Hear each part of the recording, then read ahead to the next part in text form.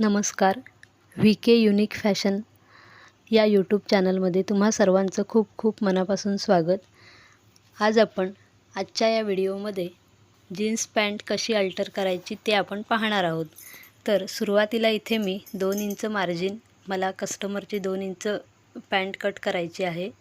तर बॉटमपासून वरती मी 2 inch margin mark करून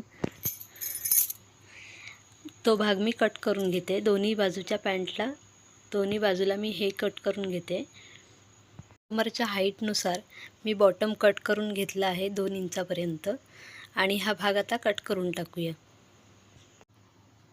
पहा, इथे मी व्यवस्थित दोन्ही बॉटम कट करून घेतले आहेत आणि आता पॅन्टची बॅक साईड आपण करून घेणार आहोत. सरळ बॅक साईडवरून अगदी बरोबर सेंटरला आपल्याला 8 इंचाचा टक्स मारायचा आहे. तर त्यासाठी मी बॉटमपासून वरती 8 इंचाला मार्क करून घेतलं आहे आणि सेंटरला दोन्ही बाजूला बरोबर मी अर्धा इंचाचं मार्किंग करून घेतलं आहे. मला कस्टमरची पॅन्ट 1 इंचापर्यंत कमी करायची आहे, यासाठी मी अर्धा इंचाचा मार्किंग केला आहे. जर तुम्हाला कस्टमरची पॅन्ट 1.5 किंवा 2 इंच किंवा जेवढा हवा आहे तेवढा कट करायचे असेल तर त्यानुसार तुम्ही टक्सचा साईज मार्क करून घ्या. जर 2 इंच जर का फिटिंग करायची असेल तर तुम्ही दोन्ही साईडला 1-1 इंचाचा टक्स मार्क करून घ्या. हा जो उभा टक्स आहे मी इथे 8 इंच घेतला आहे. तुम्ही हा 10 इंच 12 इंच वाढवू शकता. 10 ते 12 इंचापर्यंत वाढवू शकता. कस्टमरच्या पायाच्या साईजनुसार, म्हणजे जर का पाय जास्त जाडा असेल किंवा बारीक असेल तर त्यानुसार तुम्ही हा टक्सची हाईट वाढवू किंवा कमी जास्त करू शकता. आता जिथे आपण टक्सला मार्किंग केलं आहे तिथे बॉटमपासून वरच्या साईडला बरोबर शिलाई घालून घेऊ. शिलाई 2 ते 3 वेळा घालून घ्यायची आहे, जेणेकरून ती ताणून सुटावणार नाही. शिलाई घालताना ती 1 नंबरच्या धाग्याने घालायची, जेणेकरून ती जास्त ताणल्यावरती दिसणार नाही. एकदम बारीकही घालायची नाही, त्याने कापड ताणल्यावरती फाटू शकतं. आता पहा, पॅन्टच्या एका पायाला टक्स माझा घालून झाला आहे. तुम्ही पाहू शकता, सरळ उभा, सेंटरपासून सरळ उभा मी टक्स टाकला आहे. तसंच आता दुसऱ्या पायाला बॉटमपासून वरती टक्स आपण शिवून घ्यायचं आहे.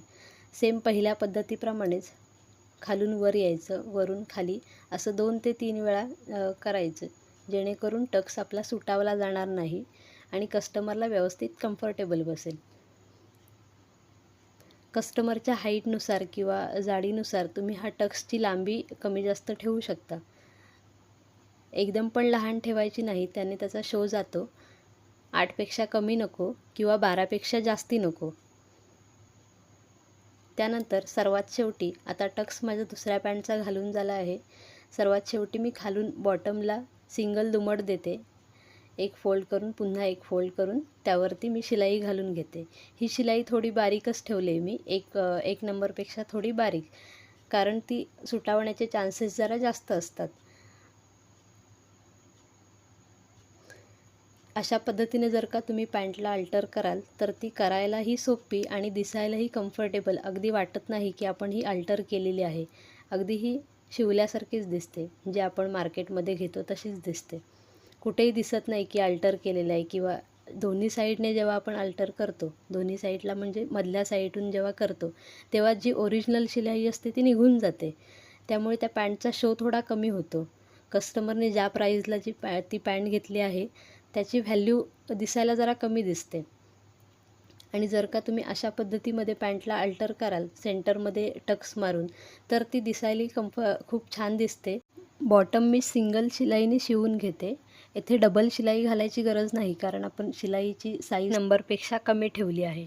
तुम्ही एकदा नक्की ट्राय करून बघा अशा पद्धतीने, तुम्हाला नक्की आवडेल. पुन्हा तुम्ही इतर कुठल्याही पद्धतीने पॅन्टला अल्टर करणार नाही. हीच पद्धत तुम्ही नेहमी वापराल. आता मी पॅन्टच्या दुसऱ्या बाजूला बॉटम शिवून घेते. येथे सुद्धा डबल फोल्ड करून शिलाई टाकून घेते. शिलाई एकदम बारीक, म्हणजे 0पेक्षा थोडी जास्त आणि 1पेक्षा थोडी कमी नंबरची. जेणेकरून ती सुटावणार नाही आणि डबल शिलाई घालायची ते गरज लागत नाही. कारण डबल शिलाई घातली तर ती दिसायला थोडी चांगली वाटत नाही. तर त्यासाठी मी इथे सिंगल शिलाई घेते. तुम्ही पाहू शकता पॅन्टचं अल्ट्रेशन किती परफेक्ट झालं आहे. आवडले असल्यास व्हिडिओला एक लाईक नक्की करा. व्हिडिओ शेअर करा तुमच्या मित्रमैत्रिणींसोबत. व्हिडिओला कमेंट करून सांगा मला व्हिडिओ कशी वाटली ती. आणि चॅनलला सबस्क्राईब जरूर करा. पुन्हा भेटूया अशाच एका नवीन व्हिडिओसोबत. तोपर्यंत स्वस्त राहा, मस्त राहा आणि सर्वात महत्त्वाचं म्हणजे तुम्ही तुमचं काम करत राहा. धन्यवाद.